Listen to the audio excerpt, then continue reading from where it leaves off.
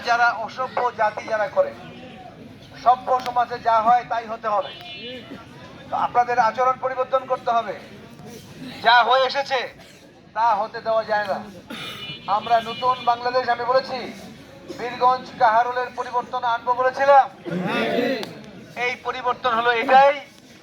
আমি প্রত্যেকটা গার্জিয়ানকে বলবো, টাকা হলেই ছেলেকে মোটরসাইকেল কিনে দেবেন না।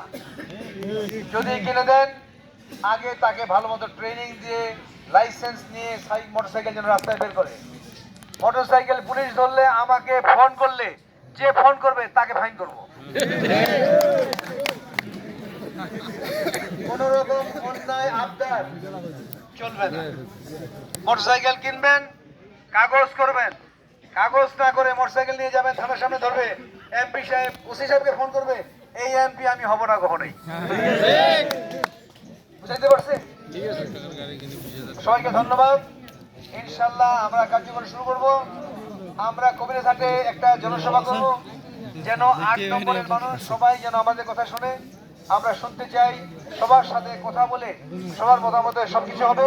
তবে বিশ্বাস রাখবেন, কোন রকম অন্যায়, কোন রকম বৈষম্য আমার দ্বারা হবে না। আমি সবসময় সৎ থাকবো, সৎ থেকেছি এবং সততার সাথে আমার কার্যক্রম পরিচালনা করব। আপনাদের সবাইকে ধন্যবাদ। আসসালামু আলাইকুম।